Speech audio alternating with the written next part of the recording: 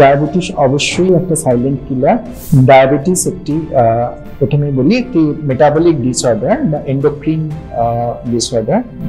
আমাদের শরীরে একটা প্যানক্রিয়াস অর্গান আছে, সেখানে আইলেটস অফ ল্যাঙ্গারহ্যান্স সেলস আছে, সেখান থেকে একটি হরমোন ক্ষরণ হয় ইনসুলিন। কোনো কারণে এই ইনসুলিন হরমোনের তারতম্য ঘটলে তখন শরীরে সুগারের মাত্রা বেড়ে যায় এবং সেই জিনিসটাকেই আমরা ডায়াবেটিস হিসাবে অভিহিত করি। ফাস্ট ফুডের উপর ডিপেন্ডেন্সি অতিরিক্ত পরিমাণে বেড়ে যাচ্ছে এবং ফাস্ট ফুড বা রিফাইন্ড সুগার, বেশিরভাগ ফাস্ট ফুড, তাতে আপনি পরোটা বা ওই ধরনের যে কোনো জিনিস আপনি চাউমিন বলুন বা যে কোনো ফাস্টফুড, তাতে কিন্তু রিফাইন্ড সুগারের পরিমাণটা অনেকটাই বেশি থাকে, বাচ্চাদের ক্ষেত্রে চকলেট বা ওই ধরনের কোনো জিনিসপত্র। সুতরাং আমরা রিফাইন্ড সুগার যেটা পুরোপুরি আমাদের শরীরে ইনটেক করছি, সেই রিফাইন্ড সুগারটা পুরোটাই কিন্তু শরীরের মধ্যে ইউটিলাইজ হচ্ছে না, রয়ে যাচ্ছে। অতিরিক্ত পরিমাণে বারবার বাথরুম হওয়া, পেশেন্ট বলবে আমাকে, ডাক্তার বলবে আমাকে রাতের মধ্যে বারবার বাথরুম উঠতে হচ্ছে, হয়তো 3 বা 4 বার আমাকে বাথরুম যেতে হচ্ছে। তার সঙ্গে জল তেষ্টা পাওয়া বা হঠাৎ করে খিদে বেড়ে যাওয়া, যেটাকে আমরা 3টে টার্মে বলি, পলিফেজিয়া, পলিডিপসিয়া, পলিউরিয়া। ডায়াবেটিস একটি প্রথমে বলি একটি মেটাবলিক ডিসঅর্ডার বা এন্ডোক্রিন ডিসঅর্ডার। আমাদের শরীরে একটা প্যানক্রিয়াস অর্গান আছে, সেখানে আইলেটস অফ ল্যাঙ্গারহ্যান্স সেলস আছে, সেখান থেকে একটি হরমোন ক্ষরণ হয় ইনসুলিন।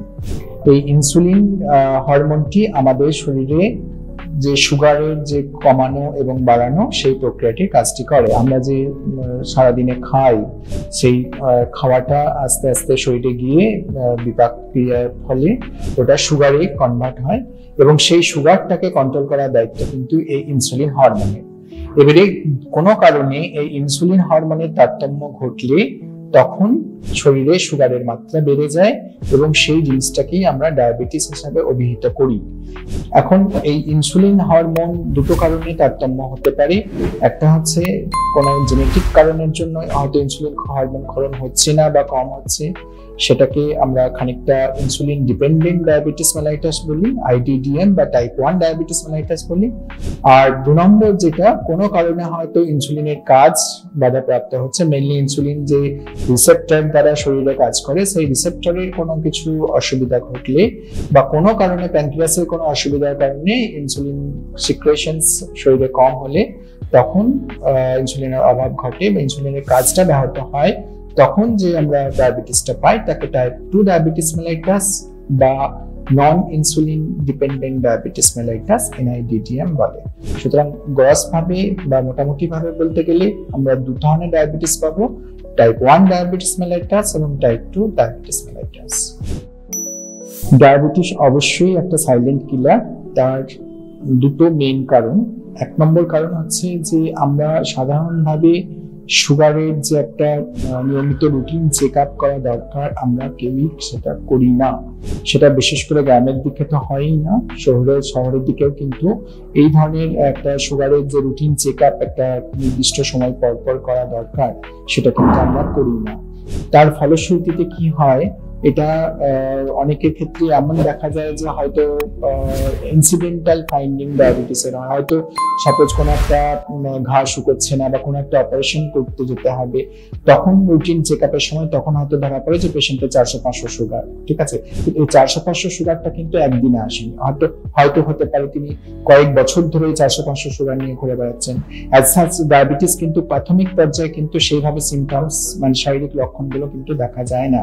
একমাত্র ক্রনিক লং স্ট্যান্ডিং ডায়াবেটিসের ক্ষেত্রে কিন্তু শারীরিক লক্ষণ ফুটে ওঠে, কিন্তু অল্প দিন বা বেশিরভাগ ক্ষেত্রেই বর্ডার লাইন ডায়াবেটিস যেগুলো থাকে তাদের ক্ষেত্রে কিন্তু লক্ষণগুলো খুব একটা স্পষ্ট নয়, যার জন্য আমরা কিন্তু ইগনোর করি। আরো একটা জিনিস যেটা থাকে যে ডায়াবেটিস ধরা পড়ার পরেই অনেক পেশেন্টই আছেন যারা কিন্তু রেগুলার চেক আপ বা রেগুলার ডাক্তারবাবুর কাছে এসে পরামর্শ নেওয়া বা ওষুধে চেঞ্জ হবে কিনা সেই সমস্ত কিছু কিন্তু তারা রেগুলারাইজ করেন না। তার ফলশ্রুতিতে কি হয়, হয়তো তিনি একটা পার্টিকুলার কোনো ওষুধ খাচ্ছেন ডায়াবেটিসের জন্য, কিন্তু তিনি বছর খানেক হলে কোনো চেক আপ করেননি। হয়তো ইতিমধ্যে তার সুগার হয়তো কথার কথা বলছি, হয়তো নর্মাল 120 বা 140-এর জায়গায় তার হয়তো দেখা গেল 240 সুগার নিয়ে তিনি রান করছেন, অথচ তার একটা মনে হচ্ছে ডাক্তারবাবু বা তিনি হয়তো আমাদের কাছে এসেও বলছেন ডাক্তারবাবু আমি তো ওষুধ খাচ্ছি, তাহলে কেন বাড়লো? তার ফলে কি হয়, এই যে চেক আপটা তিনি করাচ্ছেন না, তার ফলে ভেতরে ভেতরে তার সুগারটা বাড়ছে, এবং এই সুগারটা বাড়ার ফলে, সুতরাং এই যে দুটো কন্ডিশনের মানুষ আমরা দেখলাম, এই দু ধরনের মানুষের ক্ষেত্রে কিন্তু যে জিনিসটা হয়, ভেতরে ভেতরে কিন্তু সেটা আপনার কিডনি, লিভার, হার্ট এবং অন্যান্য যে ভাইটাল অর্গানস আছে সেগুলোকে কিন্তু ক্ষতি করছে, এবং সেই ক্ষতির ফলে আমরা সেটা ইমিডিয়েট হয়তো বুঝতে পারবো না, কিন্তু long standing uncontrolled diabetes mellitus, অর্থাৎ দীর্ঘস্থায়ী ট্রিটমেন্ট না করা ডায়াবেটিস মেলাইটাস কিন্তু আমাদের যে মেজর অর্গান কিডনি, হার্ট বা লিভার তাকে কিন্তু ক্ষতিগ্রস্ত করছে। প্রথমত বলি, আমাদের ভারতবর্ষ কিন্তু একটি কার্বোহাইড্রেট মেজর ফুড কান্ট্রি, কারণ আমাদের এখানে কি হয়, আমরা বেশিরভাগ খাবারটা যেটা খাই সেটা কিন্তু আমাদের যে কোনো মিল, তাতে লাঞ্চ হোক বা ডিনার হোক, সেখানে কার্বোহাইড্রেট একটি বেশিরভাগ অংশ জুড়ে থাকে, যার জন্য কি হয় আমাদের শরীরে সুগার ইনটেকটা অলওয়েজ বেশি। এটা তো একটা কারণ। 2 নম্বর যেটা হয় সেটা হচ্ছে যে আমাদের বিশেষ করে আমাদের ইন্ডিয়াতে বা ভারতবর্ষে এখন আমরা বেশিরভাগ ক্ষেত্রে কিন্তু একটা সেডেন্টারি লাইফস্টাইল, বা যেখানে আমরা বসে কাজ করা, যেখানে ফিজিক্যাল অ্যাক্টিভিটি কম করি, সেই ধরনের অ্যাক্টিভিটিতে বা লাইফস্টাইলে আমরা অভ্যস্ত হয়ে পড়েছি। বিশেষ করে আমাদের ইয়াং জেনারেশন একেবারেই সেডেন্টারি লাইফস্টাইল, কোনো ফিজিক্যাল অ্যাক্টিভিটি নেই, বা আউটডোর গেমস বা যে কোনো ফিজিক্যাল অ্যাক্টিভিটিতে আমরা যারা এমনকি অ্যাডাল্ট কর্মজীবনেও আছি তাদেরও কিন্তু সময় হয় না একটা ফিজিক্যাল অ্যাক্টিভিটি করার। ফলে আমরা এই সেডেন্টারি লাইফস্টাইলের ফলে আমরা যে পরিমাণ সুগার ইনটেক করছি বা কার্বোহাইড্রেট ইনটেক করছি, সেই সুগারটা কিন্তু ইউটিলাইজ হচ্ছে না, সেই সুগারটা কিন্তু শরীরের মধ্যে জমতে থাকছে। এটাও একটা কারণ। আর তৃতীয় আর একটা কারণ হলো আমাদের ফাস্ট ফুডের উপর ডিপেন্ডেন্সি অতিরিক্ত পরিমাণে বেড়ে যাচ্ছে, এবং ফাস্ট ফুড বা রিফাইন্ড সুগার, বেশিরভাগ ফাস্ট ফুড, তাতে আপনি পরোটা বা ওই ধরনের যে কোনো জিনিস আপনি চাউমিন বলুন বা যে কোনো ফাস্ট ফুড, তাতে কিন্তু রিফাইন্ড সুগারের পরিমাণটা অনেকটাই বেশি থাকে, বাচ্চাদের ক্ষেত্রে চকলেট বা ওই ধরনের কোনো জিনিসপত্র। সুতরাং আমরা রিফাইন্ড সুগার যেটা পুরোপুরি আমাদের শরীরে ইনটেক করছি, সেই রিফাইন্ড সুগারটা পুরোটাই কিন্তু শরীরের মধ্যে ইউটিলাইজ হচ্ছে না, রয়ে যাচ্ছে। তো এই 3-4টে মেজর কারণের জন্য কিন্তু আমরা ভারতবর্ষে দিনকে দিন আমরা কিন্তু ডায়াবেটিসের পেশেন্টের সংখ্যা বাড়ছে এবং ক্রমবর্ধমান। অবশ্যই বাড়তে পারে ঘুম, মানসিক অবসাদ বা টেনশন, এবং আমাদের যে র্যাপিড ফাস্ট লাইফস্টাইল, এই ফাস্ট লাইফস্টাইলের জন্য কিন্তু আমরা দুটো জিনিস হয়। একটা হচ্ছে আমাদের শরীরে স্ট্রেস হরমোন অ্যাড্রিনালিন সিক্রেশনস হয়। এই অ্যাড্রিনালিন কিন্তু আমাদের শরীরে ইনসুলিনের কাজটা কমিয়ে দেয় এবং সুগারের মাত্রাটা বাড়িয়ে দেয়। এর ফলে কি হয়, আমরা অতিরিক্ত স্ট্রেস বা মানসিক চাপের ফলে আমরা কিন্তু অ্যাড্রিনালিন আস্তে আস্তে কর্টিসোল, অ্যাড্রিনালিন এবং আদার কর্টিসোল হরমোন যে আমাদের শরীরে রিলিজ হচ্ছে, সে কিন্তু সুগারের মাত্রাটা বাড়িয়ে দিচ্ছে, এবং আলটিমেটলি একটা নির্দিষ্ট সময় পর কিন্তু বডি ইনসুলিন আর কিন্তু সেই বাড়তি যে সুগারটা ব্লাডে আমাদের চলে আসছে, সেই সুগারটাকে কন্ট্রোল করতে পারবে না, এবং পেশেন্ট কিন্তু ডায়াবেটিসে চলে যাবে। আর ঘুমের ক্ষেত্রে বলি, ঘুম নিজেই একটা ডিস্ট্রেস ফ্যাক্টর। ঘুম যদি কারোর ভালো হয়, সে কিন্তু স্ট্রেস থেকে অনেকটাই মুক্তি পাবে, কিন্তু ঘুম যদি না হয়, তার স্ট্রেস না থাকলেও কিন্তু কর্টিসলের মাত্রা তার শরীরে বেড়ে যাবে, এবং অটোমেটিক্যালি কিন্তু তার শরীরে সুগারের মাত্রা বাড়তে বাড়তে একটা সময় কি হবে, আমাদের শরীরে যে ইন্ডিজেনাস ইনসুলিন, যে ইনসুলিনটা আমাদের অটোমেটিক্যালি শরীরে আছে, সেটা কন্ট্রোল করতে পারবে না, এবং তার ফলে কিন্তু পেশেন্ট কিন্তু আলটিমেটলি ডায়াবেটিসে ল্যান্ড করবে। আরো একটা জিনিস বলি, সেটা হচ্ছে অনেক ক্ষেত্রেই দেখা যায় যে যারা সুগারের ওষুধ খাচ্ছেন, কিন্তু দেখা যায় কোনো কারণে হঠাৎ মানসিক উদ্বেগে ভুগছেন, তার ক্ষেত্রে কিন্তু হঠাৎ করে সুগার কন্ট্রোলে ছিল ওষুধ খেয়ে কিন্তু বেড়ে গেল। এই জিনিসটাও কিন্তু হতে পারে।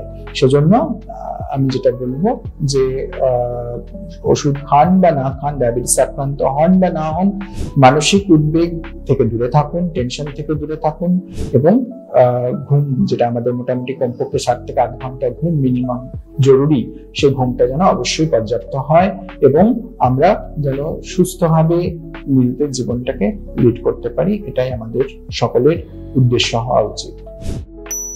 প্রথমেই বলি, ডায়াবেটিস আমি সেই আগের সূত্র ধরেই বলি, সাইলেন্ট কিলার। অর্থাৎ ডায়াবেটিস কিন্তু অনেক ক্ষেত্রে দেখা যায় কিন্তু যে কোনো লক্ষণ প্রকাশ পাচ্ছে না। আমাদের কাছে পেশেন্ট ইনসিডেন্টালি আসেন, ইনসিডেন্টালি অর্থাৎ হয়তো কোনো ঘা শুকোচ্ছে না বা কোনো অপারেশন করতে যাবেন তার আগে রুটিন চেক আপ করতে গিয়ে ডায়াবেটিস ধরা পড়লে, এটা কিন্তু একটা, বিশেষ করে আমাদের ভারতবর্ষে আমি দেখেছি এটা কিন্তু একটা আমাদের মেজর পেশেন্টদের ক্ষেত্রে হয়ে থাকে। সিংহভাগ পেশেন্টের ক্ষেত্রে এইভাবে ডায়াবেটিস ধরা পড়ে। সেজন্য আমাদের যেটা দরকার যে সিমটমস এর উপরে নির্ভর না করে প্রত্যেক বছরে একটা রুটিন চেক আপের মধ্য দিয়ে আমাদের যাওয়া, এবং সেই রুটিন চেক আপের মধ্যে কিছুই না, একটা simple fasting blood sugar test বা একটা রুটিন আরবিএস বা রুটিন ব্লাড সুগার চেক যেটাকে আমরা বলি, সেটা আমাদের হওয়া উচিত। এছাড়াও কিছু সিমটমস থাকে, যেমন হয়তো অতিরিক্ত ক্লান্ত হয়ে যাওয়া বা কোনো ঘা না শুকনো, অথবা কোনো জায়গায় বারবার ইনফেকশন হওয়া বা কোনো স্কিন ইনফেকশন বা স্কিন ডিসঅর্ডার হওয়া বারবার, এই জাতীয় সিমটমস কিন্তু দেখা দিতে পারে। অথবা আর একটা মেইন হয় যেটা, সেটা হচ্ছে যে বহুমূত্র রোগ যেটাকে বলা হয়, সেটা হচ্ছে যে আপনার অতিরিক্ত পরিমাণে বারবার বাথরুম যাওয়া। পেশেন্ট বলবে আমাকে, ডাক্তারবাবু আমাকে রাতের মধ্যে বারবার বাথরুম উঠতে হচ্ছে, হয়তো 3 বা 4 বার আমাকে বাথরুম যেতে হচ্ছে। তার সঙ্গে জল তেষ্টা পাওয়া বা হঠাৎ করে খিদে বেড়ে যাওয়া, যেটাকে আমরা 3টে টার্মে বলি, পলিফেজিয়া, পলিডিপসিয়া, পলিউরিয়া। পলিফেজিয়া অর্থাৎ অতিরিক্ত খিদে বেড়ে যাওয়া অতিরিক্ত পরিমাণ হঠাৎ করে, অথবা পলিডিপসিয়া অর্থাৎ হঠাৎ করে জল তেষ্টা প্রচুর পরিমাণে বেড়ে যাওয়া, এবং পলিউরিয়া অর্থাৎ জল তেষ্টার সাথে সাথে অতিরিক্ত পরিমাণে ইউরিন হওয়া। বিশেষ করে যেটাকে আমরা ধ্যান দিই নকচুরাল ইউরিয়া, আপনার রাতের বেলা বারবার বাথরুম করতে হচ্ছে, এগুলো কিন্তু ডায়াবেটিসের সিমটমস। কিন্তু আমি আবার বলছি, সিমটমস এর উপরে ডিপেন্ড না করে আমাদের প্রত্যেকের উচিত একটা রুটিন চেক আপ প্রত্যেক বছর করা। এবং তাহলে কি হবে, আমি ডায়াবেটিস, যেটা আমি প্রি ডায়াবেটিক ফেজ যেটাকে বলছি, যখন ওষুধ খাওয়ার দরকার পড়বে না, সেই ফেজে আমরা যদি আমাদের রোগটা ডায়াগনোসিস হয়, তাহলে কিন্তু আমরা ডায়েট মডিফিকেশন করেই কিন্তু আমরা অনেক ক্ষেত্রে উপকার পেতে পারি এবং সুস্থ থাকতে পারি দীর্ঘদিন, শুধুমাত্র ডায়েটের উপর নির্ভর করে। সেজন্য সিমটমস এর উপরে ডিপেন্ড না করে রুটিন চেক আপ করান, এটাই একান্ত জরুরি। আর সিমটম আসলে অবশ্যই তো চেক আপ করাবেন বা ডাক্তার দেখাবেন। আমি টপিকের শুরুতেই যেটা বললাম যে আমরা যে পরিমাণ সুগার ইনটেক করছি সেই পরিমাণ সুগার কিন্তু ইউটিলাইজ করছি না। বিশেষ করে বর্তমান প্রজন্মে আমরা মানুষেরা কিন্তু সেডেন্টারি লাইফস্টাইলে অভ্যস্ত। তার ফলে কি হচ্ছে, সুগার ইনটেক আমাদের বেশি এবং সুগারটা জমে যাচ্ছে শরীরে বেশি, এবং এই সুগারটা জমে যাওয়ার ফলে কিন্তু আলটিমেটলি ডায়াবেটিস, ওবেসিটি বা অন্যান্য ডিসলিপিডিমিয়া অর্থাৎ কোলেস্টেরল বেড়ে যাওয়া বা এই ধরনের অ্যাসোসিয়েটেড ডিজিজগুলো কিন্তু আমরা জড়িয়ে পড়ছি। সেক্ষেত্রে আমাদেরকে যেটা করা উচিত, যে পরিমাণ কার্বোহাইড্রেট বা সুগার আমরা ইনটেক করছি, সেই সুগারটা বা কার্বোহাইড্রেটটা যেন ইউটিলাইজ হয়ে যায়, অর্থাৎ শরীরে যেন সেই সুগারটাকে ইউটিলাইজ করে ব্যবহার করে ব্যালেন্স জিরো করে দিতে পারে, পজিটিভ ব্যালেন্স যাতে না হয়, অর্থাৎ এক্সেস সুগার আমার শরীরে যেন না জমে থাকে, সেটা অবশ্যই আমাদের দরকার। এবং তার জন্য আমাদের হাতে অনেক কিছু আছে। অনেকেই সেটা ওয়াকিং, সিম্পল, যদি কেউ কিছু করতে না পারেন সিম্পল 8 ঘন্টা ওয়াকিং করতে পারেন।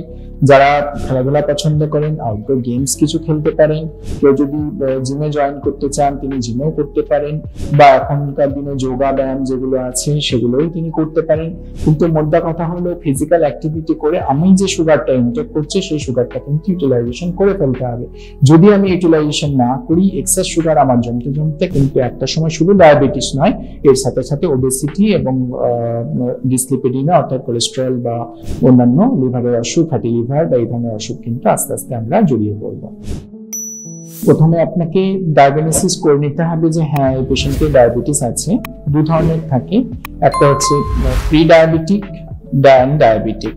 সুতরাং প্রি ডায়াবেটিক আমরা তাদেরকেই বলি যে যাদের সুগার বর্ডার লাইনে আছে কিন্তু এখনো পর্যন্ত তাদের ওষুধ খাওয়া দরকার পড়বে না, সেক্ষেত্রে কিন্তু ডায়েট কন্ট্রোলটাই মাস্ট, এবং ডায়েট কন্ট্রোলটার উপরেই নির্ভর করছে তিনি ভবিষ্যতে কতটা ভালো থাকবেন তার উপরে। আর দ্বিতীয়, যাদের ডায়াবেটিস স্ট্যাবলিশড কেস হয়ে গেছে, অর্থাৎ অলরেডি তারা ওষুধ খেতে শুরু করেছেন, ওষুধ না খেলে সুগার কন্ট্রোলে থাকছে না, তাদের ক্ষেত্রেও যাতে ওষুধের সঙ্গে ডায়েটটাও একান্ত প্রয়োজনীয়। কারণ একটা সময় পরে দেখা যায় যে লেভেলের ওষুধ আমি খাচ্ছি আমাকে তার থেকেও হয়তো হায়ার পাওয়ারে যেতে হচ্ছে, কারণ আমার ব্যাড ডায়েট হ্যাবিটের জন্য।